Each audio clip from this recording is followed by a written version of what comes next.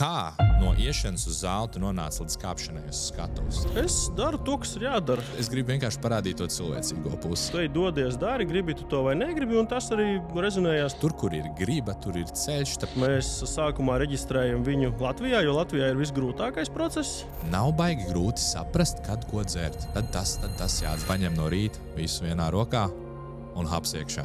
Kādam zāles trendam būtu jāmirst? Nevajag jau skatīties uz to, ka citiem kaut kas ir labāk un iet labāk. Vienkārši ir jādara.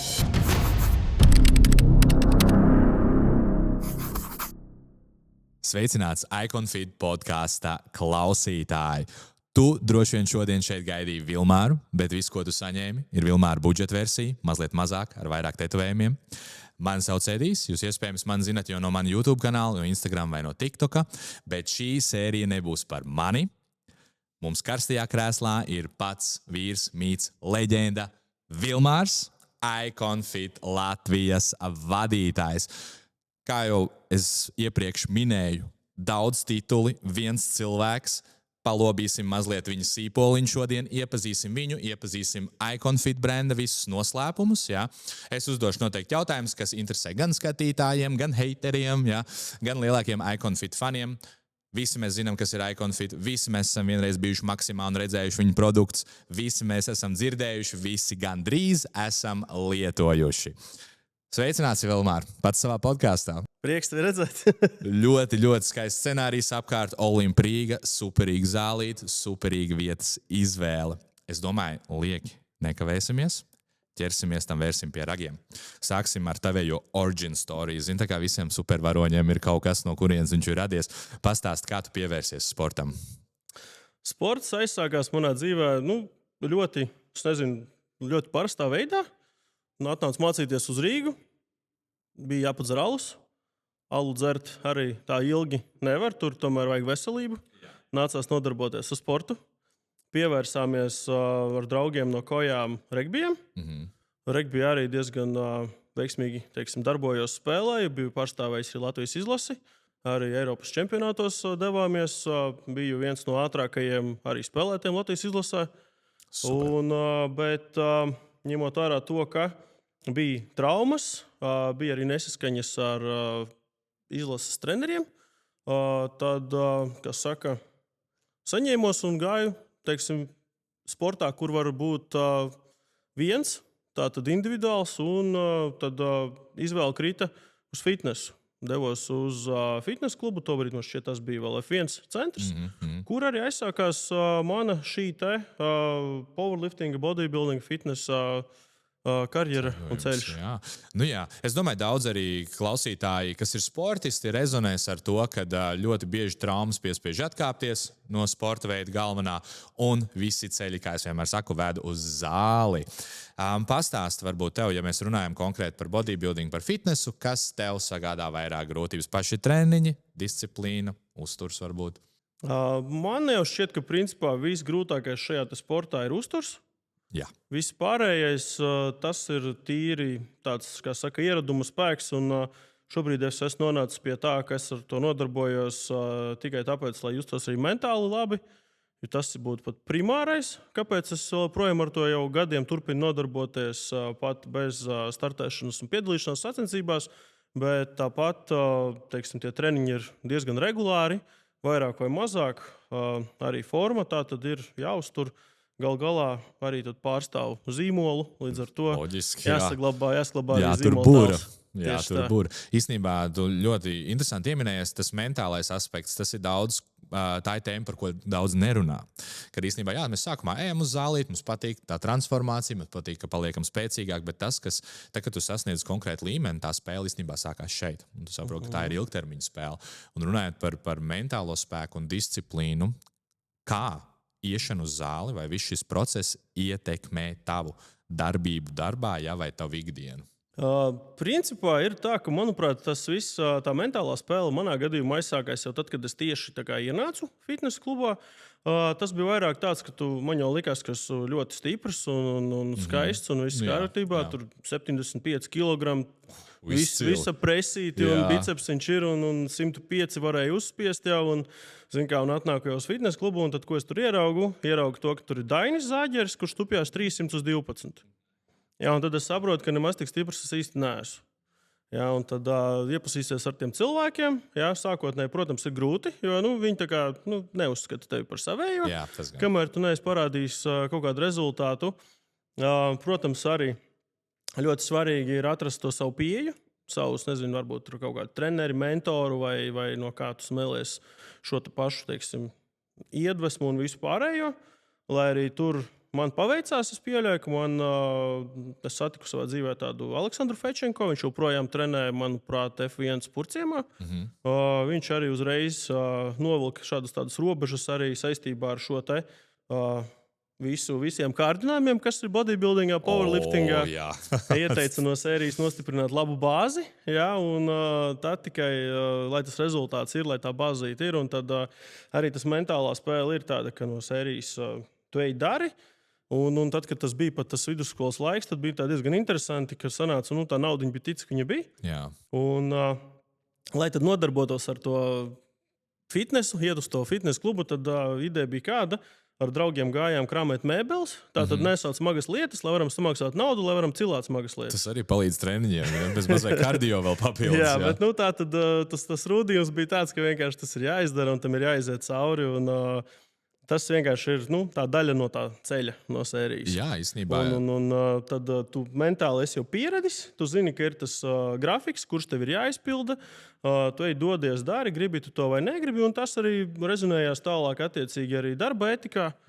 Attiecīgi tas rezonējās arī to, ka, ja tu redzi, ja cilvēks par sevi rūpējas, tas nozīmē, ka arī darbā viņš būs. Tātad viņš ieradīsies. Tā disciplīna jau ir iebūvēta, jau integrēta. Īstenībā. Jā, tas ir ļoti motivējoši. Tev pirmsākumi ir tieši konkrēti tas, ka tur, kur ir griba, tur ir ceļš. Tāpēc, ka bodybuildings, ja iešana uz zāli, nav tas lētākais hobijs. Tas ieguldījums ir liels. Protams, to var darīt bez inventāra, to var darīt bez zāles, bez sporta suplementiem, bez pārējām lietām. Bet taču, it sevišķi kā jaunietim, jā, tas prasa kaut ko no maciņa. Kā no iešanas uz zāli tu nonāci līdz kāpšanai uz skatuves tieši? Es domāju, ka tas bija likumsakarīgi, jo reāli, tad, kad ilgstoši tur nodarbojās, arī draugi un ģimene sāk no sērijas jautāt, priekš kam tu to dari? Jā, un, klasiskais jautājums, tas ir īstenībā piedod, ka es pārtraucu, bet tā ir daudziem. Jā. Kāda ir tava atbilde? Tas ir tāds, jā, un principā kā, es jau sākotnēji nodarbojos, kā jau visi džeki mums vajadzēja tālāk stiprāk, tas powerliftings. Jā. Kaut ko arī tur nostartējām, tas bija tā vienkāršāk, un tad par to pašu bodybuildingu kāpšanu uz skatuves, tas bija vairāk derības ar radiniekiem, ka bija tāds, davai. Tur mums ir tā, ka sadarām tas un tas, un izdarām. Ok, labi. Es nekad laikam tik nopietni esmu sadarējis. Man vienīgais tāds derība iznākums ir tetovējums bijis, jā, ko es varbūt nerādīšu kamerās, jo duši arī bērni skatās. Kāda bija tava pirmā doma, kad tu stāvēji uz skatuves? Principā pirmā doma bija tāda, ka ir grūti pozēt. Jā. Tas ir pirmais. Jā, tagad tu esi izgājis visam tam cauri.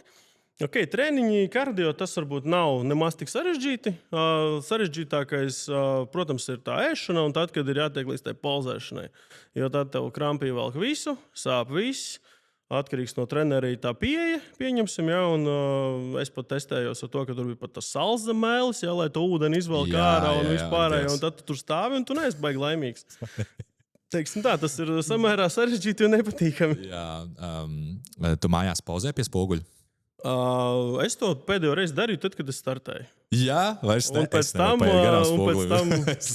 pēc tam kaut kā, vienkārši tur nezinu, tur ik par vidi mējot garām uzmet acis, tur kaut kas asprindzina biceps, kaut ko tādu, bet kamēr es negatavoju sacensībām, tad tikmēr es esmu slinks uz šo te. Es varu trenēties, varu ēst, bet pozēšana tas prasa attiecīgi papildus laiku un gribēšanu un lielu spoguli. Jā. Kā... Tas no malas, es domāju, daudziem cilvēkiem, kas varbūt bodybuilding neizprot, daudziem liekas tā pozēšana, tā nāk dabīgi un tā ir visvieglākā daļa. Bet ticiet man, tas ir jāmācās. Es to katru vakaru rādu savai sievai. Viņai vairs neinteresē. Bet tas nekas. Es pa spīti, es saku, tas ir šaus pa brīvu. Tā, par pozēšanu. Un teiksim tā, nevis par pozēšanu, bet par sacensībām. Cik daudz no šī, jo mēs zinām, bodybuildingā ir strikts režīms, tu skaiti kalorijas, ievēro kardio, treniņu plāns, pozēšanu, vispārējais. cik no visas šīs struktūras tu esi paņēmis tagad arī savā ikdienā? Tagad pieņemsim, ka tu negatavojies skatuvē. Es daru to, kas ir jādara. Tur ir vienkārši, ja tu aptuveni zini to apjomu, tad es nezinu pēc plāna, kalendāra vai pēc kā. Un pēc viņas arī virzies. Ok, ir bijis šī brīvāk, ka tev nav jāsako noteiktas stundas vai jābūt tur un tur noteiktā laikā, bet primāri vienkārši tu zini, ka ir tas apjoms, kas ir jāizdara. Pieņemsim, ja es gribētu tagad gatavoties sacensībām, nebūtu baigi, teiksim, liels izmaiņas manā ikdienas dzīvē. Būtu vienkārši tas, ka būtu jāieplāno tas, ko es ēdu, un kaut kāds papildus, varbūt kardio, treniņi, un, protams, pozēšana. Ir kaut kāds papildus lietas, bet kopumā, manuprāt, tas nav tik sarežģīti, kā liekas. Ja var sadzīvot ar šīm te nepārāk patīkamajām sastāvdaļām. Nu jā. Ir tas, ka īstenībā, jo tu ilgāk esi prepā, tie ieradumi, kas tev veidojās, viņi pēc tam arī, kad sacensības ir beigušās, vienkārši cilvēks ir ieraduma cilvēks. Cilvēks ir ieraduma cilvēks, jā, ieraduma zvērs. Tie ieradumi daudz paliek. Man arī tas pats, kad ūdeni sāku pēc tam arī vairāk dzert, man likās, beigsies sacensības, nedzeršu vairāk to ūdeni, man jau norībās. Ja? Un tas ir īstenībā interesanti, ka varbūt tās pārmaiņas ir sākumā grūtākas, bet tad, kad ieiet tas ritms, tad tas ieiet tavā ikdienā un tev vairs par to nav jādomā. Es noteikti iesaku, tāpēc ir arī visādi, var redzēt internetā, ir visādi challenge, 90 dienas to pamēģināt, 30 dienas to. Izklausās smieklīgi, bet kaut kāda zināma patiesība tajā visā ir. Un prieks redzēt arī tavā gadījumā, kā tas viss atspoguļojas uz tavu ikdienu. Arī tev vairs nav, nezinu, es pieļauju, tev ļoti stresaina ikdiena, tev tur jābūt. Tev vairs nav jādomā tā, kā izstās 30 gramu auzes, ja, vai ko es ēdīšu šovakar, jo zini instinktīvi.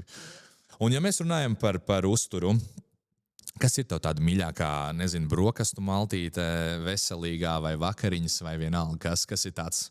Man šķiet, ka es nevaru nodalīt neko mīļāko. Es varu nodalīt to, ko, teiksim, tā, no kā es negribētu atteikties. Okay, labi, varbūt tas būtu kaut kas tāds. Un tas ir, manuprāt, tie ir jebkāda veida gaļas produkti. Tas ir tas, no kā es, teiksim, negribu atteikties, un es netaisos to darīt. Teiksim, gaļa olas, pārējais viss ir opcionāli. Nu, teiksim, nezinu, kaut kādas tur maizes un putras un makaroni un rīsi un griķi. Es, tad, kad bija šis te, tā kā pusauģu periods, kad gribējās pieņemties svarā, pēc tam, kad tu esi, tur, nezinu, ēdis vārītus griķus, sablenderētus kopā ar vārītu vistu, nu, neteikšu, ka tāds baigi vairs sagādā prieku. Jā? Līdz ar ko tad īsti, no tā prieks nav, bet gaļa ir kaut kas, kas nekad nav pa daudz. Pilnībā piekrītu. Vienmēr būs pietiekami nepieciešama. Pilnībā piekrīt man arī. Tas ir, lai vai kā mainās mana ēdienu karte, bet gaļa vienmēr būs pamatā, vai vismaz dzīvnieku valsts produkti. Nu labi, mēs esam baigi tādā, es zinu, ka tu varētu vēl stāstīt stundām ilgi.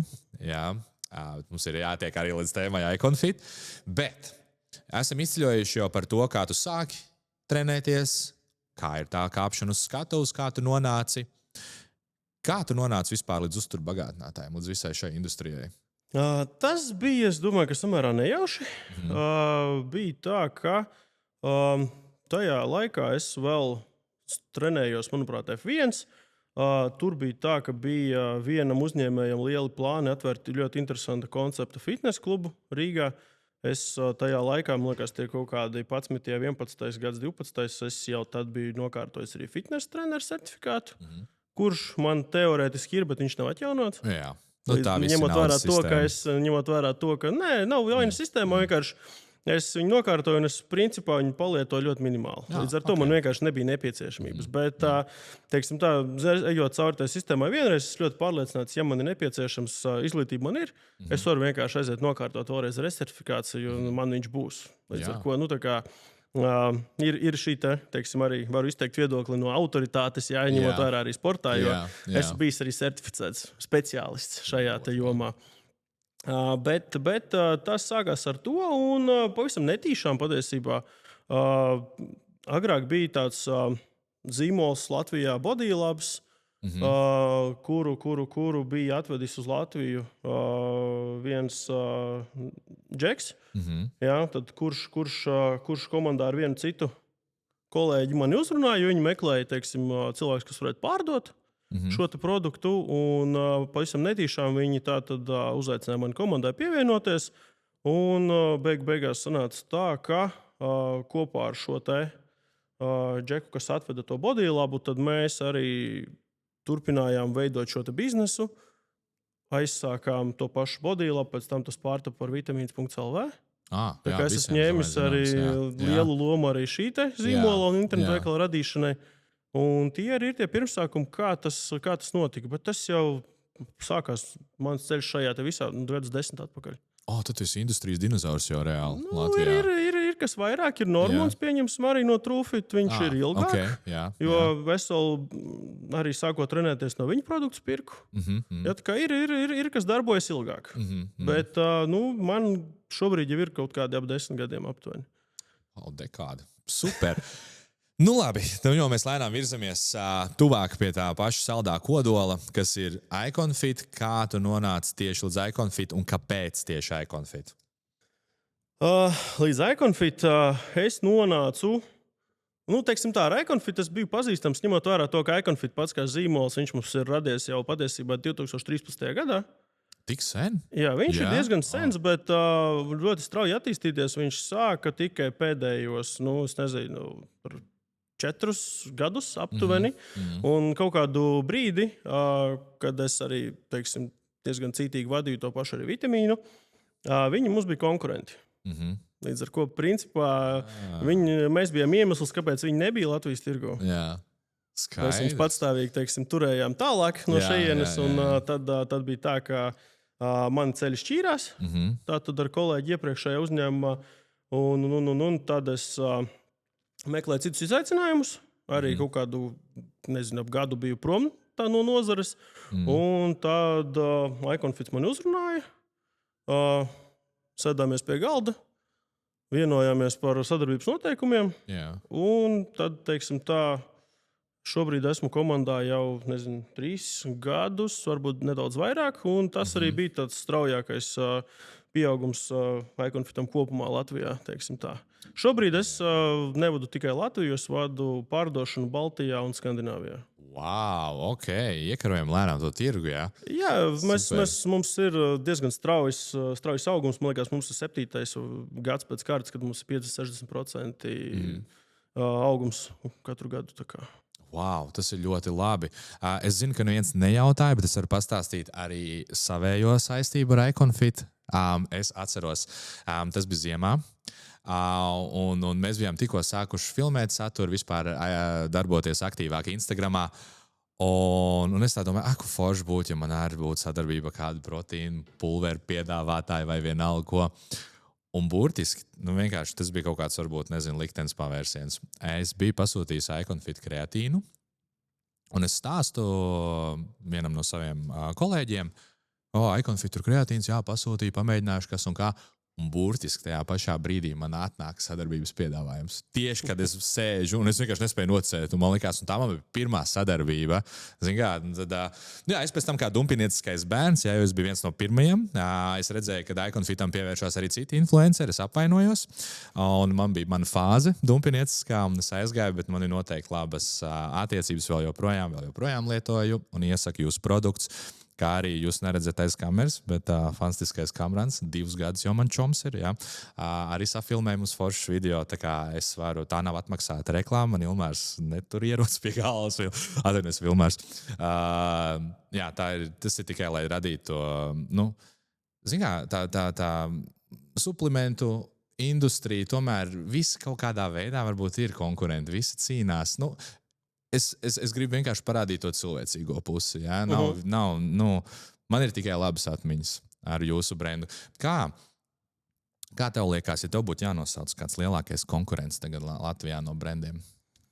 Kas būtu tas? Ņemot vērā, ja mēs skatāmies, tas ir kādos rāmjos tu man ieliec, teiksim, šo te salīdzināšanu. Ja mēs skatāmies tā kā godīgi, tie, kas strādā, ievēro noteikumus, ir piedāvā, teiksim, adekvātas cenas un labu produktu, un arī tiešām ir spējīgi to darīt, tad tas varbūt ir tikai VP Lab. Ok, zinu. Jā. Pārējie, tur daudz dažādu slēpti akmeņi. Es gribu par tiem akmeņiem dzirdēt tagad.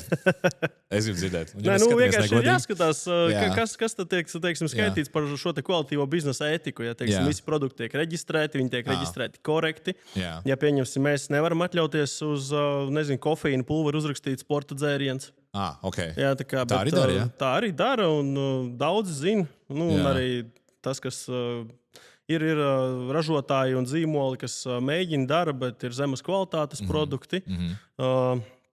Lielākā daļa ražotāju, protams, arī paši īsti neko neražo, kas arī ir tāds interesants jautājums, un mēs to zinām, jo mēs esam ražojuši arī priekš citiem.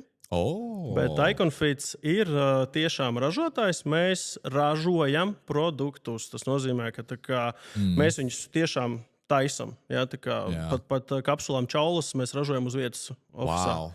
Okay. Mēs nepērkam neko gatavu, mēs cenšamies maksimāli visu uztaisīt. Ir, protams, lietas, kuras lokāli neviens neražo. Jā, tas ir tas pats, kas kreatīns, piemēram. Visiem viņš ir vienāds, viņš viss nāk no Ķīnas. Eiropā neviens viņu neražo. Tas pats krēpjūrs, kas skaitās vāciešu, viņš ir samalts tieši tas pats. Viņi paņem to pašu samaļu un uzpilda, un viss ir kārtībā. Bet tas ir trademarks. Īsti tas produkts ar neko neatšķirās. Viņam ir šī maluma pakāpe. Man daudz smalkāk. Principā tas ir arī viss. Bet izēviela pati kā tāda visiem nāk no viena un tā paša. Man tā arī vienmēr ir licies. Man vienmēr ir bijusi aizdoma. Jā, tāpēc, ja mēs ātrais jautājums par kreatīnu, kāpēc tik ļoti tieši pērkot kreatīnu? Es domāju, tas daudziem interesēs. Tā cena diference ir milzīga. Tas ir tikai brandings? Nē, ir maluma pakāpe. Viņam saucās Mesh. Ir standartā visi izmanto Mesh 300. Tas ir jebkurš standartā kreatīns lielākoties. Tad ir, pieņemsim, Mesh 200. Mums ir 200. Mesh. Un krēpjūrs skaitās Mesh 100. Tā ir tā maluma pakāpe, īsti jau nekas cits nemainīsies. Protams, ir šīs dažādās kreatīna versijas, bet pētījumi pierāda, ka tas monohidrāts tomēr ir tas pats galvenais, vispētītākais, visefektīvākais. Šobrīd kreatīns arī sievietēm ir ļoti, ļoti populārs, paliek arī kognitīvās spējas. Es zinu vairāk pētījumu tieši par kognitīvām un arī mitrumādā palīdz saglabāt. Tā kā arī meitenēm 5 grami kreatīna dienā noteikti būs tikai labāk. Super. Es domāju, tu nomierināji tikko daudz skatītājus, ka var to kreatīnu dzert. Jo daudziem, man arī daudz klientu prasa, Edī, var to kreatīnu dzert, vai tas būtu kaut kas nelegāls vai aizliegts vai kaut kas. Nē, viņa skatītāji, jūs to dzirdējāt tikko no Vilmāra. Viņš strādā, viņš ir drošs, viņš ir efektīvs, viņš ir izpētīts. Protams, jāņem vērā tas, ka ja nav kaut kādas, aknām, nierēm, kaut kādas kroniskas slimības, alkoholisms, narkotikas, tad varbūt nevajadzētu miksēt kopā, bet tā kopumā ierobežojumi īsti nav, nekādas lādēšanas fāzes arī nav nepieciešamas. Viens no lielākajiem mītiem. Vienkārši meitenēm 5 vai puikām 10, jeb 1 grams uz 10 kg sava svara. Tā būs normāla porcija, kuru lietot var katru dienu, var izlaist, var neizlaist, bet arī, īsti komplikācijas praktiski nevienam nekad nav. Jā, es jau vienkārši varētu turpināt vēl par kreatīnu, bet es vēl gribētu zināt, kādi bija paši Iconfit sākuma. Cik viegli vai grūti bija tieši iekarot starp industrijas milžiem, starp pārējiem konkurentiem izsist to savu vietu sākumā? Par Iconfit pašiem sākumiem tur ir, teiksim tā, arī interesants stāsts samērā.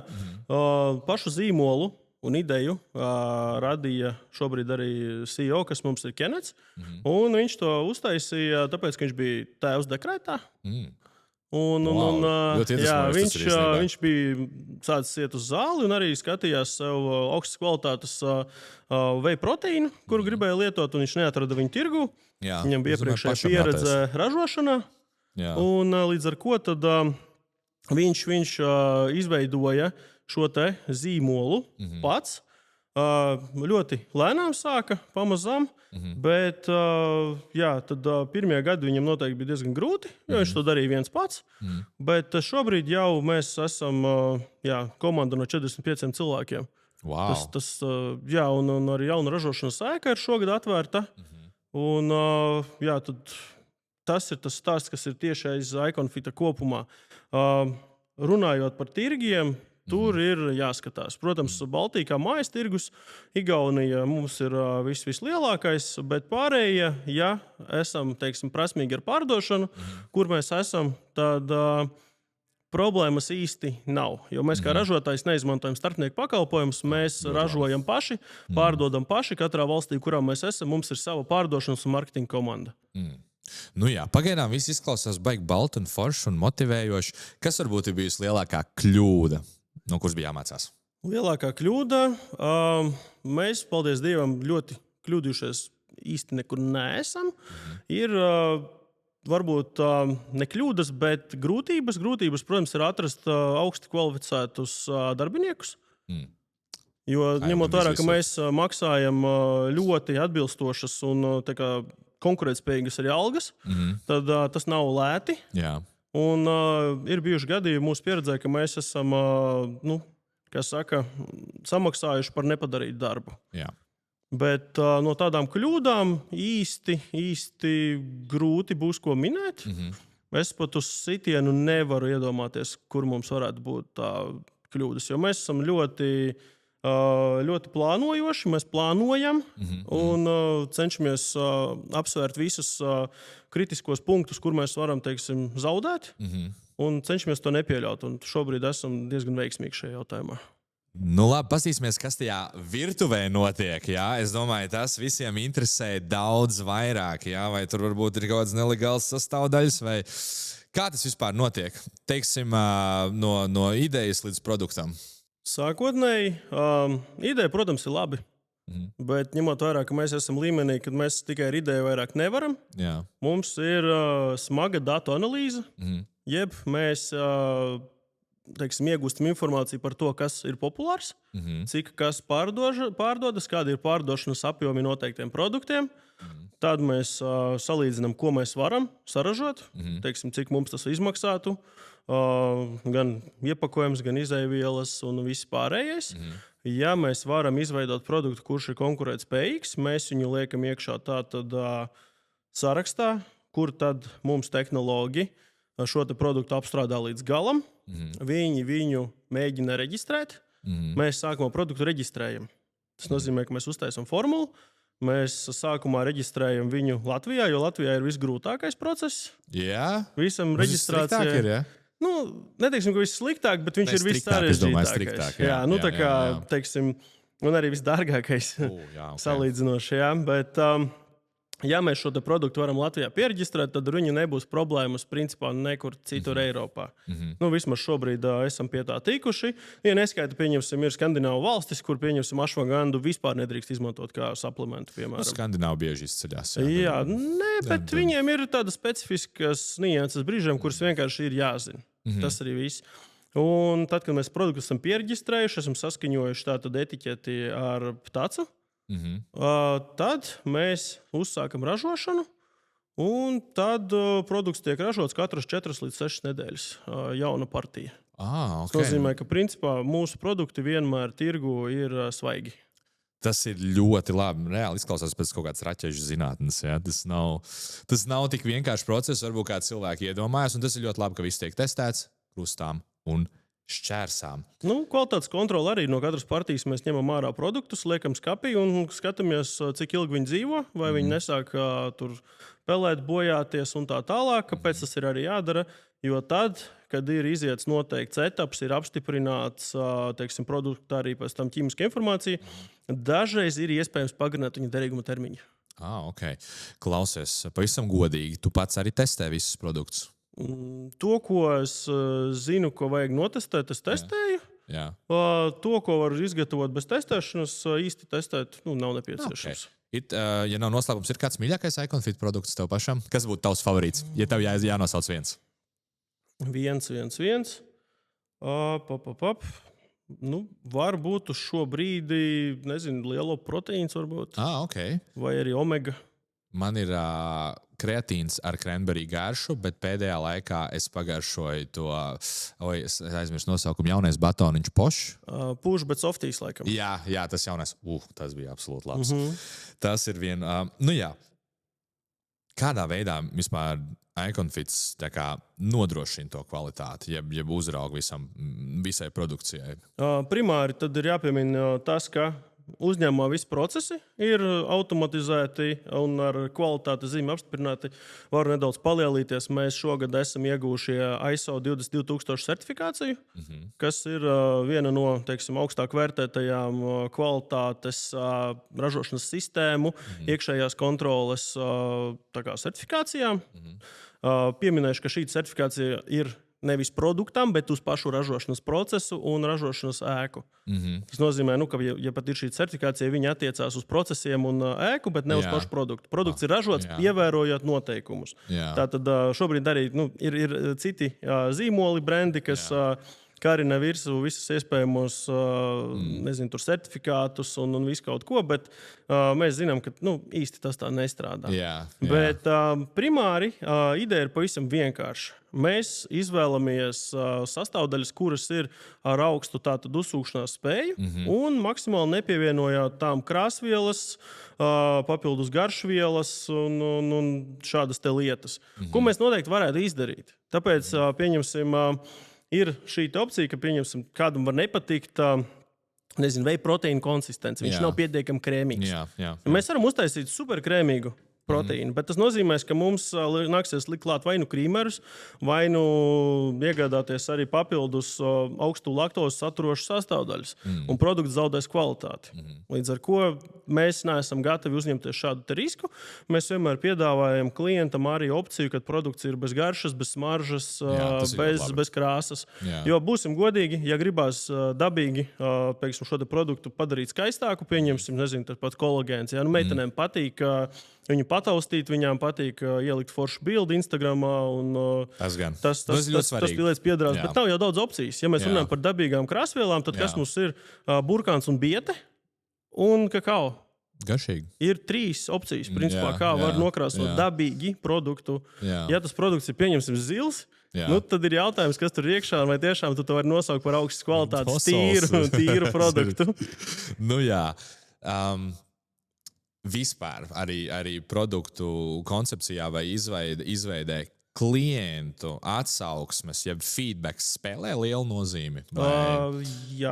Jā, mēs pievēršam uzmanību arī kvalitātei šajā ziņā, ka ir, pieņemsim, atnāk kaut kāda ziņa, sūdzība arī no klienta par, garšu, konsistenci, kaut ko tādu. Vienmēr tiek pārbaudīta šī partija, tiek veikta kvalitātes kontrole, un arī uz priekšu tiek, ņemts vērā tas, ko mums kādu atsauksmi dod klients. Interesants fakts, var gadīties tā, ka viens un tas pats produkts 2 dažādiem cilvēkiem garšo savādāk. Lai cik tas dīvaini neliktos, ir bijis gadījums, kad mums atsūta ziņu, ka viss produkts ir sabojājies, ir slikts un viņš nav lietojams un dzerams, bet tā ir populārākā garša šim te produktam. Mēs automātiski atgriežam šo produktu no klienta, lai veiktu kvalitātes kontroli. Salīdzinām mēs viņu ar partiju, kas bija iepriekš ražota, ar iepriekšējām partijām salīdzinām. Un ir vienkārši tā, ka tieši šim cilvēkam šis produkts nav garšojis, jo viņa garšu kārpiņas viņus tur savādāk. Viņam nosūtam to pašu produktu, citu garšu, viņš saka, šis ir lieliski, bet tieši tā garša man garšo ļoti slikti. Īstenībā, kā saka, cik cilvēki, tik viedokļi, un gauma ir ļoti subjektīva lieta. Runājot par viedokļiem un vispār, jau parunāsim par kaut ko mazliet vieglāku. Par visiem mītiem par sportu, par uzturbagātinātājiem. Es domāju, tas daudziem cilvēkiem interesēs. Gan jau, ka tev bieži arī ikdienā jautā, klausies, ir tā vai tā. Kā arī sociālajie mediji ir pilni ar informāciju, ir ļoti grūti izfiltrēt, kā tad tas patiesībā ir. Ko tu saki? Tas varbūt būs jādzird visām māmiņām, kurām dēli varbūt tikko sākuši sportot, grib pirmo proteīnu pulveri vai kreatīnu. Kā ir proteīns bojā nieres vai ne? Teorētiski lielā, milzīgā apjomā viņu lietojot, nedzerot attiecīgi daudzumu ūdens, šķiedrvielas, būs organismam grūti viņu pārstrādāt. Bet tās vēl projām ir olbaltumvielas. Tīri tādam salīdzinājumam es varu pastāstīt, kāds bija pirmais proteīns, ko es kādreiz dzēru. Man draugam bija neliela cūku ferma. Un viņam tētis strādāja piena pārstrādes uzņēmumā. Un viņš no turienes veda piena sūkalu pulveri. Kurš principā ir 65% olbaltumvielas un 35% ogļhidrāti. Jeb laktoze un viss pārējais. Un tas bija mans pirmais proteīns. Es vienkārši jaucu ar Nesquik. Ļoti Nu, tā labi. kā vēders burbuļoja kā traks, bet viņš maksāja man, 5 kg, 5 eiro. Jā, Tā kā es nevarēju nekur nopirkt tādu. Tas ir bulking on a budget. Tas jā, ir ļoti tieši labi. tā. Un līdz ar to es pieļauju, ka mūsdienās, pieņemsim, mēs izmantojam V80 instantu, kas ir augstās kvalitātes. Tas, salīdzinot ar to, ko es lietoju uzsākot, tas ir diena pret nakti. Cita lieta pavisam. Līdz ar to es domāju, ka nav jēgas uztraukties, un olbaltumvielu deficīts lielākoties ir absolūti visiem cilvēkiem, jo īsti jau neviens neseko līdzi, un, godīgi sakot, piesties ogļhidrātus ir daudz lētāk nekā atļauties to darīt ar olbaltumvielām. Pareizi. To var novērot veikalā arī, kad visas tātad olbaltumvielu saturošas preces ir daudz dārgākas nekā ogļhidrāti. Jā, labi, proteīns, ogļhidrāti, kas vēl ir trešā grupa, tauki. Jā, makro uzturgrupa. Kā ir tauki padara esnu? Nē. Loģiski, ka nē. Bet tas ir vienkārši jādzird oficiāli un kameras priekšā, un lai beidzot cilvēki beidz uzdot. Bet tauki ir arī veselīgi, ja viņi tā arī saucās. Omega-3 pieņemsim, tas ir veselīgās taukskābes. Viņas mēs pat uzņemam krietni par maz. Jo ar tām zivīm ir kā ir. Pat ja viņas mums veikalos ir, tad cenas ir tādas, ka jā, varbūt ir lētāk iegādāties vienkārši kapsulu formā. Jā, pareizi. Uz softgelos, jā. Tas ir arī mans mīļākais veids, kā uzņemt omega-3, zivju eļu. Pēc katras maltītes vienkārši pa kapsulai jūtos super. Kā, ja mēs par mītiem, par visu pārējo, par sociālajiem tīkliem, cik ļoti vispār tas viss ietekmē klausītāju, skatītāju, klientu izvēli. Kā viņi var atšķirt, kas ir mīts un kas ir patiesība? Ja pieņemsim, es tagad uztaisu, video, pieņemsim, Iconfit vai pulvers nestrādā, nevajag dzert tur pienu sūkalu, proteīnu, ja mēs neesam lopi, mums nevajag pienu. Kā cilvēki vispār to var saprast? Kā var izkristalizēt? Kur meklēt informāciju? Primāri, es domāju, ka to var izdarīt mūsdienās ļoti maksimāli vienkārši. Tas ir, ChatGPT vai WebMD, kas ir dažādi pētījumi, faili un viss, kas ir internetā pieejams, kā audzēt daudz dažādu informāciju. Un attiecīgi ir ārsti, speciālisti, kam jautāt pēc palīdzības. Jāsaka, mums tas ir nedaudz tā kā vēl atpalicis. Šis te viss jautājums, bet pieņemsim, ja gadās atrast tiešām augstas kvalifikācijas veselības speciālistu, tad viņš jau arī orientēsies arī uzturbagātinātājos. Un uzturbagātinātājs, protams, ir, tur kaut kāda omega, magnīs, tur C vitamīns vai, D vitamīns, tos var pats menedžēt, bet tad ir tā liela daļa, ko tomēr vajag kontrolēt arī pēc tām pašām analīzēm. Ir diētas speciālisti, nutriciologi, pie kā vērsties, kas palīdzēs. Un, protams, arī jāatcerās cilvēks, pie kā mēs vēršamies šajā gadījumā, kad runājam par veselību. Lielākoties, mans personīgais uzskats ir, ka veselības speciālists, pat ja tas ir fitness treneris, vienkārši arī pats vienmēr būs tā reklāma. Jā, pareizi. Tas ir arī kaut kas, kam noteikti būtu jāpievērš uzmanība savādāk, ja mēs skatāmies tos pašus arī. Ir daļa dietologi, kuri šajā krēslā neielīdīs. Tad ir jautājums, par kādu diētu mēs varam runāt. Īstenībā tā ir ļoti laba tēma, tāpēc, ka tas tā parās, kā man patīk šis piemērs. Ja tev uz ielas ubaks dos padomu, kā nopelnīt miljonus eiro, tu taču neticēsi. Tas tāpatās, pat šis krēsls labi mēraukli, ir labam dietologam. Fantastiski. Influenceri tātad. Influenceri pret zinātni. Kā ir? Ja tev būtu jāiedod procentuāls skaits, cik ir misinformācija Instagramā, TikTokā? 50. 50, jā? Jā. Es domāju, ka tas ir pat apzināti. Kāpēc? Tāpēc, ka nepatiesa informācija izaicina cilvēkus uz dialogu. Dialogs izaicina uz komentāriem, uz skatījumiem, uz laikiem. Līdz ar to ir labi maisīt ar putrējumiem. Jā, tā ir. Es atzīšos citreiz arī taisot varbūt kādu video vai kaut ko es pārsakos vai uzrakstu kaut ko nepareizi. Es to atstāju, jo cilvēki komentēs, vai klausies vecīt, tev tur ir kļūda. Jā? Jo, protams, jāsaprot, ka sociālajā mēdī arī ir ciparu spēle, un mēs gribam to engagementu. Man nobluķējās. Pagaidi. Kas ir tavuprāt uzturbagātinātāja tirgu no trendiem vai no produktiem šobrīd vislielākās absolūtās muļķības? Lielākās absolūtās muļķības? Kur cilvēki labāk, lai viņi ietaupa naudiņu? Es domāju, ka pirkt pārcenotu produktu, balstoties uz to, ka no sērijas mans ir pats labākais. Tas ir tas galvenais arguments. Jo, teiksim, šobrīd var novērot to, ka cilvēki meklē specifiskus produktus, kuri šobrīd varbūt nav tik populāri tirgū. Un uz tā rēķina, ka tas ir kaut kas unikāls. Mēģina to pārdot kā pašu labāko un pašu jaudīgāko produktu. Kaut gan, tad, kad es runāju ar tiem pašiem tehnoloģiem, labs tas pats piemērs par to pašu magniju. Visi zina, kurš ir labākais magnijs. Ja mēs skatāmies atkal no tehniskajiem datiem, kas ir šiem te visiem pulveriem, ko pilda tātad kapsulās, vai, labi, tabletes nebūtu tas, kas jāizvēlās, bet runājot par kapsulām, tad ir jāņem vērā, ka magniju principā var izvēlēties jebkuru izņemot oksīdu. Un kāpēc ražotāji, teiksim, tā neizvēlās labāko magniju veidu?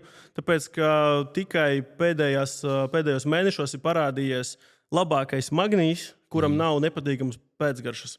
Un ideja ir vienkārša. Mēs kā ražotājs arī, ja mēs ņemam sastāvdaļu, mēs viņu pērkam tonnām. Tas nozīmē, mēs nopirksim, 15 tonnas labākā magnija.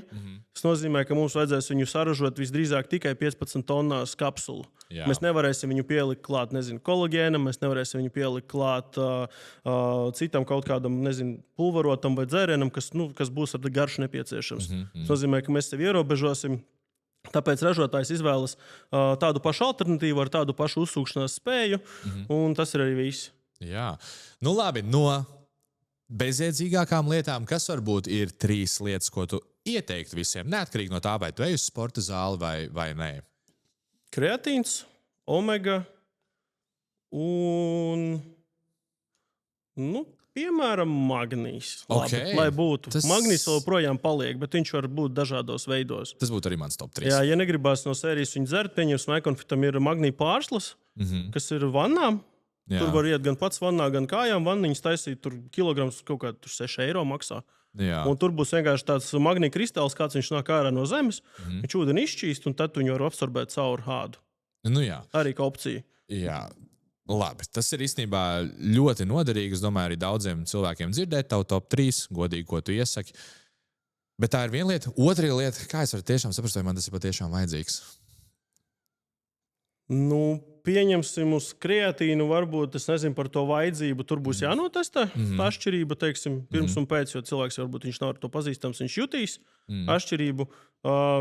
Omegu. Pa lielam jau vajadzīgs būs visiem, jo omega, pieņemsim, 6 un 9, tās mēs pietiekam daudz uzņemam. Protams, var aiziet uztaisīt analīzes. Bet viņas ir absurdi dārgas. Tā kā omega 3 notestēt ap 90 eiro kaut kas tāds maksā. Vai tas nepieciešams? Drīzāk, ka nē. Jo lielākoties visiem, kas vismaz tur 2 reizes nedēļā neēdīs tās pašas zivis, sarkanās lasi, vai kaut vai, sīķi kaut vai, tad viņiem tomēr visiem būs šis iztrūkums. Protams, omega attiecīgs daudzums arī labi uz ādu, matiem atsaucas. Tas arī ir nemaz svarīgi. Jā, īstenībā, tas ir, es arī uzskatu, omega ir diezgan underrated. Asinsaina, vispārējais. Tā, lai varbūt cilvēkiem neliktos pārāk sarežģīti, jo, kā es saku, uzturbagātinātāja pasaule ir diezgan liela, plaša, plus vēl tam visam pa virsmu sociālajie mēdīji, daudz misinformācija, baiļu mārketings ir arī, kad, ja tu nedzers X un X, tev notiks Y un Z. Kas varbūt ir tas, kad, teiksim, es trenējos, izguļos, ēdu ideāli, ir vajadzīgi tev uzturbagātinātāji vai nav? Uzturbagātinātājs neaizstās pilnvērtīgu uzturu. Tu vari nodrošināt, vari nodrošināt ar pilnvērtīgu uzturu to, kas tev nepieciešams, iespējams, viņš tev nebūs vajadzīgs. Kaut gan kreatīnu fiziski tu nespēsi uzņemt tik, cik tas nepieciešams, jo es negribu samalot, bet, manuprāt, kreatīns bija atrodams arī lielopu gaļā uz kilogramu 1,2 grami vai kaut kas tāds. Līdz ar to tas ir baigi dārgi, tad viņi uzņem ne tikai dārgi, tas ir gan izvēl neiespējami, jo apjoms, kas ir jāpēd, ir absolūti milzīgs. Kā jau daudzas lietas arī uzturbagātinātāji gan jau cirkulē, tāpat kā mode cirkulē. Kā tev liekas, vai būs vēl jaunas inovācijas, atļautu uzturbagātinātāju vidū, vai arī mēs turēsimies pie basic, pie lietām, kas strādā, un kā tu skaties uz nākotni? Inovācijas noteikti būs jaunas dažādas formas, arī tam pašam Magniem, kur pavisam nesen tas treonāts parādās kaut kādi pētījumi, ka viņam tur neesot šī barjera, viņš aiziet uzreiz uz smadzenēm. Bet tas pagaidām ir lielākoties, manuprāt, marketings, tas nav apstiprināta informācija vai kaut kas tāds super pētīts. Bet noteikti inovācijas būs, un to pat pa lielam var jau pačikot. Ir Eiropā šis te Novelty Foods reģistrs, kur ir teiksim, šī jaunā pārtika, kas nav līdz galam atļauta. Teiksim, tā, izmantot pārtikā dažādi produkti, nezinu, tur kaut kāds teakrīns un daudz dažādi, kuri vēl pašlaik, teiksim, Eiropa nav izvērtējusi, vai mēs atļausim vai neatļausim, bet tur tātad, principā, var jau to produktu legalizēt, bet ir jāveic tātad pētījumi, ir jāmaksā par pētījumiem, ir tiešām jātestē, jāmēģina. Ja kāds uz to investē naudu, to dara, to atļauj, tad, protams, inovācijām ir ļoti, ļoti, teiksim tā, vēl daudz kur augt. Tas ir ļoti labi un tas ir pozitīvi. Galvenais, lai tas viss nepaliktu pārāk sarežģīti priekš paša patērētāja, lai ir viegli izsekot līdzi. Un runājot par sekošanu līdzi, man šobrīd priekšā nav dati, bet, ja es nemaldos, Eiropas Savienībā tieši par uzturu runājot, par parastu uzturu, drīkst laikam būt 10% nobīde kalorijās. Tajām zīmītēm, kas tiek aizmugurē likts. Es neatceros, kāds tas skaitlis, bet loģiski, ka tu nevari katrā tur paciņā garantēt. Kā ir ar uzturbagātinātājiem? Vai tiešām, ja es paņemtu vienalga tur paciņu ar kreatīnu, labi, kreatīns varbūt ir vieglāks piemērs, bet multivitamīnu vai proteīnu pulveri, vai cik liela ir tā nobīde no tā, kas ir rakstīts virsū? Par atļautu nobīdi es nepateikšu. Es varu pateikt to, ka mums katrai partijai, tātad katrai sastāvdaļai, ko mēs pērkam, nāk tehniskā lapa, kuras mēs periodiski pārbaudam arī ar neatkarīgu laboratoriju. Tas ir, man liekas, godīgākais veids arī. Tas nav godīgs veids, tas ir vienkārši realitāte, kāda viņi ir, jo, pieņemsim, ir daudz arī ražotāji pēdiņās, kuri mīl pārpakot, pieņemsim, tabletēt uz produktus, kas nāk, pieņemsim, no Ķīnas. Un tur ir novērots tas, ka arī ķīnieši mums ik pa brīdim atsūta paraugus, mēs viņus paņemam patestēt un tā tālāk. Bet pēc tam parādās bieži vien informācija, ka tā pirmā partija no tās nākošās atšķirās. Līdz ar ko mēs, kā Econfits, praktiski neizvēlamies iegādāties sastāvdaļas ārpus Eiropas Savienības. Ir kaut kas, ko mēs nevaram atrast Eiropā, tad tur mums nākās outsourcot, bet pieņemsim visu, ko mēs varam dabūt vietēju ar kvalitātes zīmēm, mēs to dabūjam šeit, Eiropā. Wow, ļoti interesanti. Tu man ievedi tikko ļoti, ļoti dziļā, interesantā pasaulē. Man pilnībā ir sajūta, ka mēs vēl stundām varētu runāt. Iet karsti, bet tūlīt ies vēl karstāk. Parunāsim par konkurentiem. Par varbūt tādu mazu tirgus analīzi. Un varbūt, es domāju, neviens nav vakar piedzimis. Varbūt tāda aktuāla tēma par Latvijā zināmākiem brandiem. Parunāsim par zivjēļu. Varbūt zinu, kur es jau tēmēju. Okay. Parunāsim par zivjēļu. Tāpēc, kā līdzīgi, kā es tev jautāju par kreatīnu, kur veidojās tā cenu atšķirība? Pieņemsim, es tagad gribu nopirkt zivjēļu. Ko man skatīties, pie kā man vērsties, un kur sākās tā misinformācija, un kur veidojās šī cenu diference? Primāri es personīgi izvēlotos jebkuru produktu. Primāri jebkuram klientam iesaku skatīties uz sastāvdaļām. Tas nozīmē, manā skatījumā, man tas nekad nav pievīlis, jo produktam ir mazāk sastāvdaļas, jeb mazāk viņš ir pārstrādāts, jaukts un miksēts, ja augstākas kvalitātes viņš būs. Tas pieņemsim tāpat kā ir labs piemērs, tas pats mūsu beef proteīns. Viņš mums ir bezgaršīgais ar 2 sastāvdaļām, tātad tur iekšā proteīns un tur iekšā tātad konservants, lai viņš nesabojājās. Un viņš ir 97% tīro baltumvielu. Ja mēs samaisam kaut ko klāt, viņas automātiski samazinās. Līdz ar ko tad skatāmies, lai ir maksimāli maz pievienotais un maksimāli augstas koncentrācijas. Un ar tām pašām zivju eļļām tieši tas pats. Protams, skatāmies tātad EPA un DHA attiecību un koncentrāciju. Un, ja mēs gribam, teiksim, visu tā maksimāli vienkārši un godīgi, tad vienkārši izdalām šo te EPA un DHA uz gramu. Un tad izdalām tātad cenu uz gramu. Tad cik sanāk par to gramu tā cena. Un tad tur arī būs automātiski šī matemātika diezgan vienkārša, ka varēs redzēt, kur produkts tiek pārcenots, kur mēs maksājam par papildus mārketingu un arī daudz dažādiem interesantiem gan testiem, gan lietām. Nu jā, kas būtu varbūt tā augšējā barjera cenai, kur tu neredzi vairāk loģiku, ka, teiksim, zivju eļļa varētu maksāt vairāk? Man šķiet, ka šobrīd pat mūsu zivju eļļa, kas ir premium, kas ir ar augstu EPA un DH, viņa ir jau uz robežas, par kuru vairāk es negribētu iet. Tas ir, man liekas, mums ir 90 kapsulas pa 18-19 eiro vidēji tirgu. Tas ir jau, manuprāt, diezgan... Jo, man liekas, ļoti daudz vēl ir pār 20 eiro. Attiecīgs arī, cik tu viņu lietos. Pieņemsim, labi, es lietoju Omega 3 kapsulas dienā, teiksim, samērā daudz. Līdz ar ko man tas viens iepakojums pietiek mēnesim. Lielākā daļa cilvēku lieto vienu, līdz ar to viņiem tur ir 3 mēnešu tā porcija. Teiksim, tas ir atkarīgs arī, cik lieto. Es atceros, kad es arī gatavojos sacensībām ar treneriem, kad skatījāmies, teiksim, manus deficītus. Šodien brīdi lietoju 10 kapsulas dienā. Tas bija diezgan daudz. Tas ir jau daudz, jā. Tad tā viena paciņa ļoti ātri pazūd reāli. Tieši tā. Un tad, ja tu sāc rēķināt tās paciņas, iedomājies, paciņa man ir 9 dienām, ja tā paciņa maksā joprojām tos pašus 20 eiro, tad tas nav lēti, manuprāt.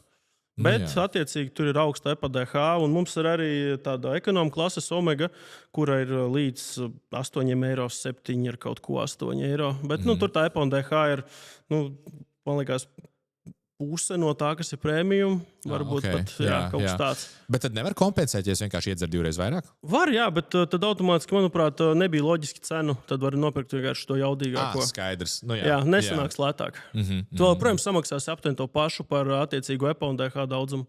Skaidrs.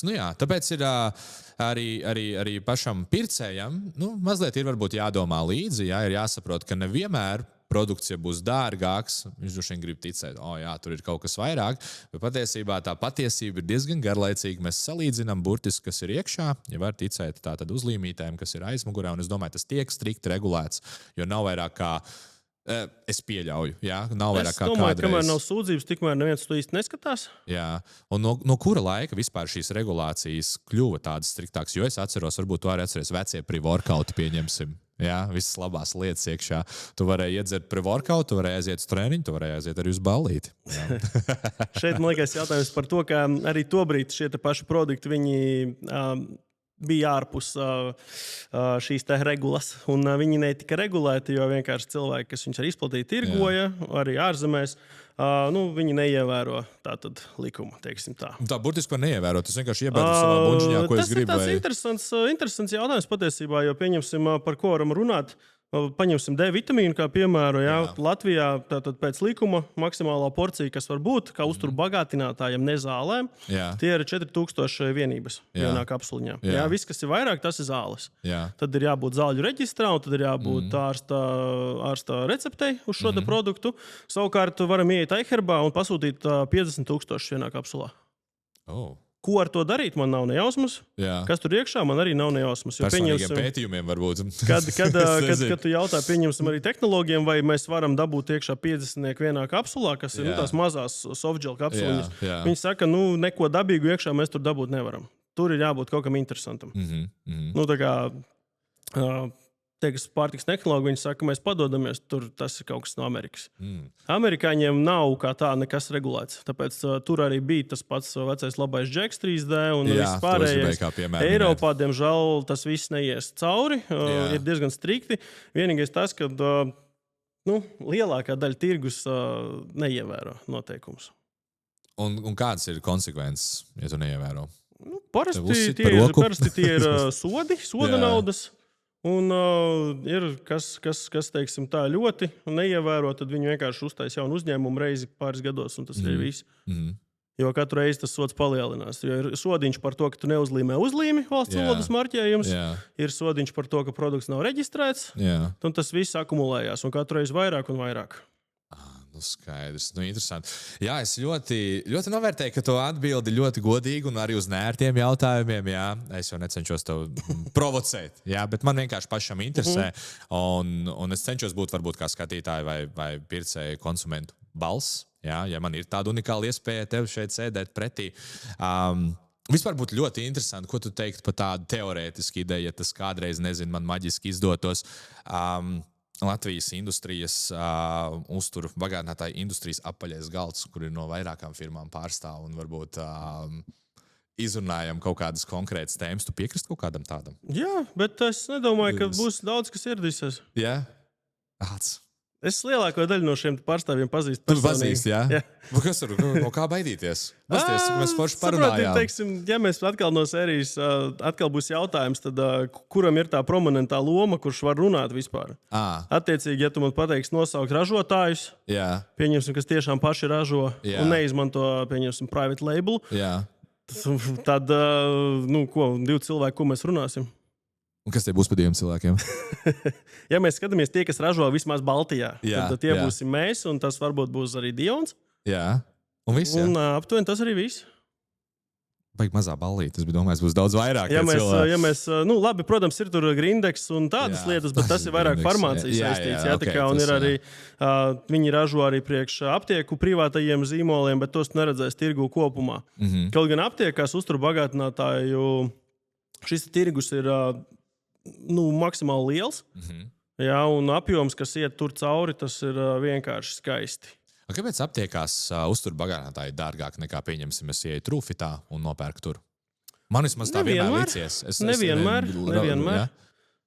Arī šobrīd, pieņemsim, ja arī gadās kaut ko atrast lētāku, tad parasti jau tas ir aptieku private labels, kad viņi, pieņemsim, pasūta pie ražotājiem. Arī mums ir jautājuši, lai mēs uztaisam teiksim, lieliem zīmoliem private labelu, ko mēs nedaram, jo mums šobrīd nav nepieciešams, un arī ražošanas apjomi mums šobrīd pašiem ir tādi, ka brīžiem pat paši netiekam galā. Līdz ar ko mēs tur nedarbojamies. Bet jāsaka, ka lielākoties jau tā jau liekas, ka aptiekas tur visu pārceno un visu pārējo, bet tā spēle tur ir diezgan skarba. Izvietojums var maksāt naudu, reklāma maksā naudu, atlaides arī tev ir jākompensē. Tātad beigās ir tā, ka arī pats skaties tajā aptiekas plauktā to cenu arī savam produktam ir tāds, bet jūs taču nopirkāt dārgāk nekā jūs pārdodat. Ir pat arī tādas situācijas gadījušās. Jā. Tā kā tas nav tik viennozīmīgi, jo tā cīņa tur ir ļoti skarba, jo arī, teiksim, cilvēks jau mums bieži vien arī ķerās tāpat kā rekur uz melnām piekdienām, ka tur ir tā milzīga atlaide. Arī aptiekās bieži vien, ka tā cena, teiksim, arī, gadījies arī mūsu produktam, viņi ir nedaudz augstāka brīžiem nekā, pieņemsim, pie mūsu pašiem. Kaut gan mūsu gadījumā parasti pie mūsu pašiem ir visdārgākā cena. Nopietni, jā? Jā, mūsu mājaslapā vienmēr ir dārgāk nekā pie mūsu partneriem. Lai cik tas dīvaini neliktos. Bet, attiecīgi, tad cilvēkam rodās šī tā lielā sajūta, viņš redz tur 25, bet šodien ir 50% atlaide, un tad ir tā gan arī standarta cena, kas ir tirgu beigās. Jā, beigās. Tas ir tāds apmāns lielākoties. Loģiski, bet cilvēks iet uz to, un viņš pats nepēta, bet būsim reāli, tie, kas ir tēmā un pēta šo jautājumu, viņš tāpat izpētīs gan specialitātes veikalus, gan aizies uz to pašu kaut kādu internetu aptieku nopētīs un papētīs arī, kas ārzemēs notiek. Un tad viņš pasūtīs to, kas viņam liekas pieejamāks, ātrāka piegāda vai teiksim, tas, kas viņam patīk. Tā tas mārketings vienkārši strādā ar mums, ne? Un tas ir normāli. Man patīk, ka tu parādīji drosmi. Jā, kārtīgi atbildēji uz visiem jautājumiem. Nekur baigi nebija tā kā čūska, neizliedzies neko. Parunāsim varbūt vēl nedaudz vairāk par mentalitāti, lai arī cilvēki redz, ka Iconfit brenda priekšā ir drosmīgs čalis, kas ir gatavs sarunām, gatavs būt neērtā situācijā. Kā tu saglabās fokus, kad tev ir stresa situācijas, kad tev ir pārslodzes? Kas ir tas, kas tev dzen uz priekšu? Apziņa, ka man tas vienkārši jāizdara. Īsti nav variantu vienkārši saņemies un dari. Neizdarīs. Jā, pareizi. Es gluži tāpat saku. Jā, kādam tas ir jāizdara, kāpēc ne es?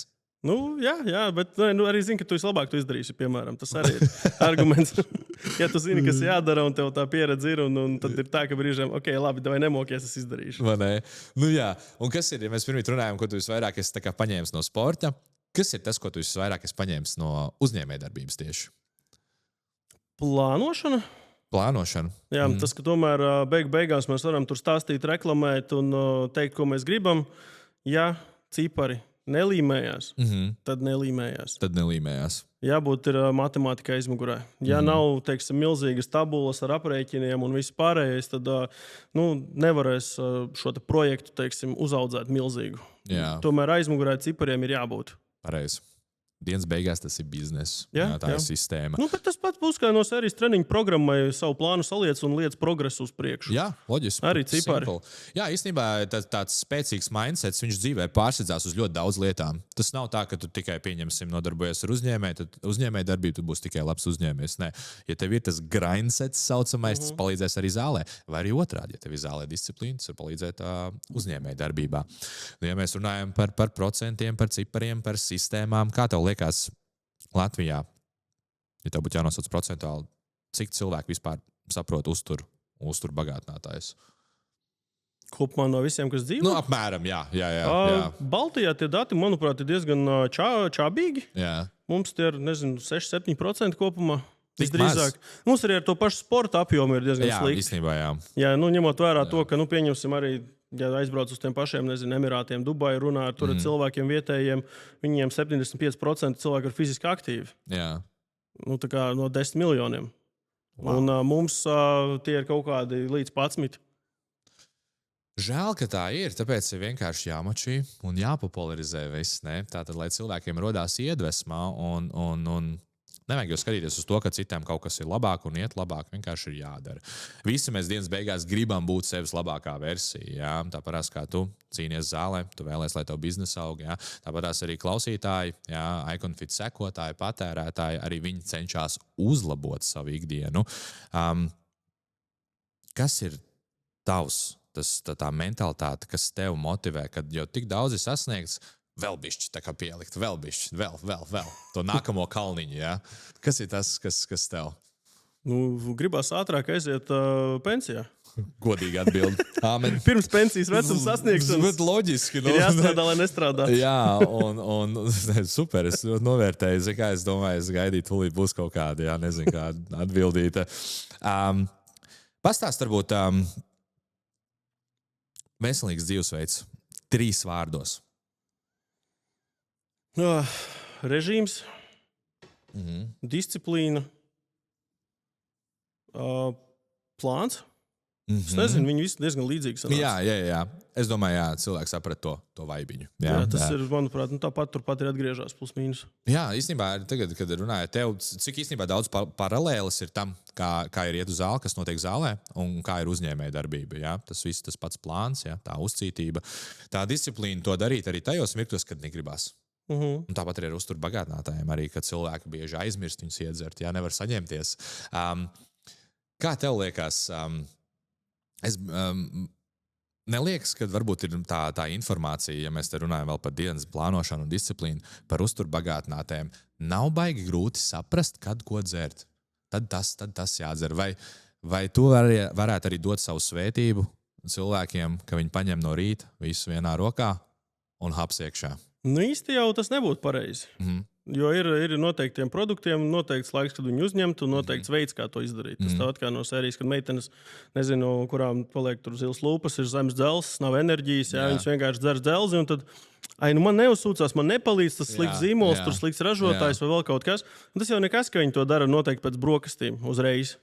Kopā ar visiem ogļhidrātiem, taukiem, obaltumvielām. Bet dzelzi jau vajadzētu, tā tad vai 2 stundas pirms, vai 2 pēc. Un, teiksim, samērā tukšu to kuņģi, tā kā ievērojot. Tas pats arī ar tiem pašiem magnījiem, tā kā magnīju var no sērijas dzert vakarā, var no rīta. Cinks atkal, tas tā kā uz nakti būs. D vitamīns, omega, tauki kopā. Tā kā jālieto, tā kā ar taukiem. Viņi labāk uzsūcās. Tev kā sportistam, redz, tu tā kā enciklopēdija man te tagad sāc jau visu stāstu, jo tu to zini. Es ļoti bieži dzirdu, varbūt vairs dzirdēs no cilvēkiem, ka viņi atmetās lietot uzturu bagātinātājs tieši tāpēc, ka pārāk sarežģīti. Zin kā viņi aizmirst, kurā laikā to dzert, un un tad, ja es nevaru iedzert, tad es vairāk nedzeru. Un tikko vienkārši šādās ideja, varbūt es zinu, ka tas ir arī norādīts aizmugurē, kad vislabāk lietot, bet ļoti reti, ka cilvēki lasa to aizmuguri. Iedomājies, ja tev uz iepakojumu būtu priekšā, tāpēc kā vienmēr lieliem cipariem tik un tik gramu proteīns, būtu vienkārši pulkstentiņš un norādīts, kad pēc maltītes. Nedrīkst? Tā arī beidzās. Tā ir veselības norāde. Nopietni? Jā, tā ir veselības norāde, un tāds tev neļaus to darīt. Nopietni. Jā, visdrīzāk. Tu nevari uzražot teorētiski, tu vari to produktu nopirkt un pēc tam uzlīmēt viņam virsū papildus uzlīmi. Tu nebūsi pirmais ar šādu ideju. Man šķiet, šāda ideja bija Mārim no Lāčplēša. Liepājā. Viņam arī ir produkti. Viņš līmē virsū savu mazu uzlīmīti ar laika norādi, kad lietot. Viņam ir tas pie viņa, kad iegādājies kaut ko viņš uzlīmē, un tu zini. Tā kā viņš to dara. Viņš arī ar mums darbojās, bet viņš pats to dara. Bet ražot nedrīkst, ne tā. Runājot par ģeniālām idejām, kas nav ģeniāls. Kas sagaida Iconfit nākotnē? Kādas inovācijas vai kas jauns, kas tuvojās tirgumu? Kas tuvojas tirgumu? Protams, labi paplašinamies mēs diezgan cītīgi. Skandināvija tuvākais, kur mēs šobrīd ļoti aktīvējam iekšā. Protams, jauni produkti. Tur tas līdzsvars ar jauniem produktiem ir diezgan garš. 260 plus, manuprāt, tie, kas jau mums nav bijuši, tās ir produktu idejas. Tuvākais mēnešos būs 11 jauni kapsulu produkti. Batoniņi tikot jauniem mums jau parādījās. Kas vēl? Es nezinu, tas laikam tā īsumā viss varētu būt. Ok, tad īstenībā tas ir diezgan daudz. Labi, varbūt mēs te esam baigi ilgi nosēdējušies. Varbūt iekustēsimies, izdarīsim kaut ko, pirms mēs noslēdzam mūsu skaisto sarunu. Izdarīsim vienu ātro ugunsraundu, ok? Es gatavs, es vienkārši uzdod jautājumu un tu ātri atbildi, ja? Ok. Proteīns vai ogļhidrāti? Proteīns. Tas ir vispār vieglākais jautājums. Labi, sporta zāle vai daba? Sporta zāle. Ok. Kāds garšs eksperiments, kas ir izgāzies? Nezinu. Piparkūku proteīns? Piparkūku proteīns, jā? Jā, viņš bija, bet... Man viņš garšoja. Es viņu ar auzām jaucu. Cilvēkiem neaizgāja. Viņam pārdošanas bija samērā mazas. Tas bija viens no tiem momentiem, kad tu ieklausījies feedbackā. Vienkārši cipari. Skaidrs. Man starp citu, viņš garšoja. Varbūt nākotnē viņš parādīsies, bet šobrīd viņš nav ražošanā. Viņš varētu sezonāli, tādā Ziemassvētku iepakojumā. Uz veju testiem, kad mēs skatāmies veju proteīniem, mums, man liekas, bija 56 garšām, no kurām tika izvēlēts tas, kas šobrīd ir tas portfels. Ok, močiem tālāk. Kādam zāles trendam būtu jāmirst? Kardio. Ok, pareizi. Ja tu domā, ka tu tikai uztrenēsies darot kardio, tad noteikti tas nav labākais. Okay. Ir jābūt, tikai kardio nebūs. Cilājums es vadīts tos svārus, tā ir. Cik proteīnu tu dienā patērē? 1,5–2 gramus uz kilogramu. Uz kilogramu. Okay, tas ir ļoti labi. Es domāju, ja mēs gribam būt tik lieli, spēcīgi kā Vilmārs, kopējam visu, jā? Labi. Un labākais padoms jaunam sportistam? Iemācīties bāzi un nepaļauties kārdinājumam. Jā, tas kārdinājums. Vai es kādreiz paļāvies kārdinājumam? Jā, ir nācies. Ir nācies. Okay. Jebkurš profesionālāks sports iekļauj sevī šos elementus. Pareizi, jā. Tad, ja tu kaut ko sāc, tad ej all in. Super, Vilmār. Tiešām es jau podkāstu laikā minēju, es ļoti novērtēju tavu atklātību un, ka tu esi gatavs tādai sarunai. Es vēl neesmu redzējis, gan jau varbūt kāds to Latvijā ir darījis, kad pašas firmas īpašnieks apsēžās un ir gatavs ļaut sev iztaujāt, jo tas, mīļie skatītāji, nebija saplānots. Jā, viņš tiešām nezina, uz ko viņš parakstās, un es jau viņu brīdināju, es esmu brenda risks. Jā. Bet, lai veicinātu tieši to saikni, lai jūs nedomātu, ka aiz Iconfit sēž kaut kāds mistisks cilvēks, jā, un ka tā ir kompānija, kurai tiešām nav sirds un dvēsele aiz viņas, tā tas nav. Jūs paši to redzējāt, jums bija dots fenomenāli iespēja iepazīt Vilmāru dziļāk. Kāpēc to sauc par Ilmāru? Es nezinu, tā viešgadās. Jā, nopietni. Es vienkārši kameras priekšā jau 2 reizes. Par Iconfit es varu piebilst arī tas, ka Iconfit joprojām ir privāti piederošs uzņēmums. Tad viņš ir privāts. Tātad tas nozīmē, ka visas investīcijas viss ir privātas un viss, kas tiek nopelnīts, tiek ieguldīts. Vēl viens fakts ļoti skaists uz beigām. Bet, jā, es tev komplimentēju tev no labās, no kreisās puses tā, it kā tu man būtu par to maksājis, bet tā tas nav. Jā. Mēs nemaksājam par mārketingu. Jā. Mēs viņu radām, bet lielākoties mēs izvēlamies, ka cilvēki paši nāk ar mums strādāt un grib pie mums atgriezties. Lai tas ir brīvprātīgi. Tāpēc mēs arī no cilvēkiem neprasām ne kaut kādus tur līgumus, ne mēs viņiem tur metam naudu. Kā mums patīk draudzīgas attiecības. Super. Tas nozīmē, iConfit visam familijam pamatā ir cilvēciskums. Jā. Un tieši tā saikne vienam ar otru, fantastiski. Es pat nezinu, kā lai to visu ritīgi sumarizējam. Man vairāk likās, kad mēs nevis tagad speciāli taisījām kaut kādu maksāto reklāmu iConfitam, bet man liekas, kā divi čaļi, kas vienkārši kuram patīk cilāt svarus, sirdī un dvēselē. Mēs mīlam arī visu šo industriju, gan uzturu bagātinātājs, gan sporta, gan bodybuilding. Apsēdāmies pie galda un forši parunājām. Un man bija patiesas gods arī tas, ka tu devi man iespēju novadīt jūsu skaisto podkāstu un būt daļa no tā visa. Es ceru, ka es atgriezīšos vēl vienreiz ar vēl pikantākiem jautājumiem, lai cilvēki varētu vēl tev vairāk iepazīt un lai saprast, kas tad ir tas vīrs aiz brenda. Paldies, ka skatījāties iConfit podkāstu. Varbūt Vilmārs grib beigās kaut ko piemetināt. Es domāju, ka principā ir labi jebkurā gadījumā runāt par visu šo te, kas notiek. Ir jārunā, ir jāmāca cilvēkiem, jārāda. Un, teiksim, tiešām arī prieks skatīties tas, ko tu veido. Galvenais ir, ka tas notiek, ir šī saruna, ir šī konfrontācija, ir diskusija, un cilvēkiem ir jāseko sev līdzi, jāpievērš tam uzmanība, jo, teiksim, mums vajag veselu tautu, lai viņa paliek vairāk arī, kas nav mazsvarīgi. Tātad jābūt līmenī. Pareizi, veselīga tauta ir spēcīga tauta. Būs skaistas meitenes, būs skaisti vīrieši, būs daudz skaisti bērni. Viss atgriezīsies vienkārši atpakaļ uz Latviju. Arī tie, kuri ir prom bijuši, tāpēc kā es arī atvilkos daļu tās skaistās sievietes tur.